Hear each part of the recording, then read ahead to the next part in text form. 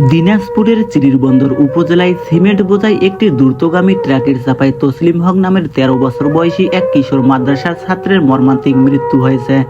শনিবার ১৮ জুলাই বেলা 11:30টার দিকে চিরিরবন্দর উপজেলার বেলতলী বাজার বিন্যাকুড়ি আঞ্চলিক সড়কের ব্যাঙ্গের কাদো নামক স্থানে এই মারাত্মক সড়ক দুর্ঘটনাটি ঘটে। নিহত তসলিম হক চিরিরবন্দর উপজেলার মাহমুদপুর ইউনিয়নের অন্তর্গত ব্যাঙ্গের কাদো এলাকার বাসিন্দা মহসিন আলী বুলুর ছেলে। সে স্থানীয় বাণিজ্যিক মাদ্রাসার হিফজ বিভাগের শিক্ষার্থী ছিল। পুলিশ, প্রত্যক্ষদর্শী ও স্থানীয় বাসিন্দাদের সূত্রে জানা গেছে, ঘটনার সময় তসলিম হক বেলতলী বাজার থেকে প্রয়োজনীয় ওষুধ কেনাকাটা শেষে নিজের বাইসাইকেলে করে বাড়ি ফিরছিল। সে যখন ব্যাঙ্গের কাদো এলাকায় পৌঁছায় তখন পেছন দিক থেকে আসা একটি দ্রুতগতির সিমেন্ট বোঝাই ট্রাক তাকে সজোরে ধাক্কা দেয়।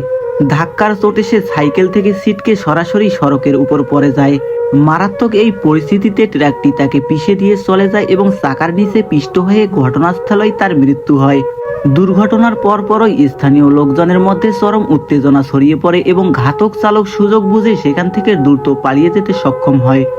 আমার আইনগত কাজ করতে কেউ বাধা দিলে তার বিরুদ্ধে আমি মামলা নেব।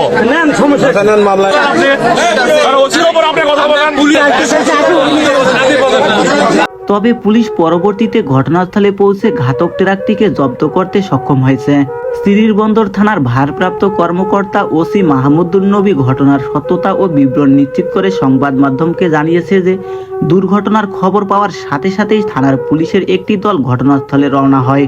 পুলিশ সেখানে গিয়ে নিহত কিশোরের মরদেহ উদ্ধার করে এবং আইনি প্রক্রিয়া ও আনুষ্ঠানিকতা সম্পন্ন করার পর মরদেহটি তার শোক সন্তপ্ত পরিবারের কাছে হস্তান্তর করা হয়েছে। এই মর্মান্তিক প্রাণহানির ঘটনায় চিরিরবন্দর থানায় সড়ক পরিবহন আইনে একটি নিয়মিত মামলা দায়ের করা হয়েছে। ঘাতক ট্রাকের পলাতক চালককে দ্রুত গ্রেপ্তার করে আইনের আওতায় আনার প্রচেষ্টা চলছে। দুর্ঘটনার পেছনে অন্য কোনো কারণ বা অবহেলা ছিল কিনা তা খতিয়ে দেখতে পুলিশের বিস্তারিত তদন্ত ও আইনগত কার্যক্রম অব্যাহত রয়েছে। কিশোর ছাত্রের এমন আকস্মিক ও নৃশংস মৃত্যুতে পুরো এলাকায় গভীর শোকের ছায়া নেমে এসেছে।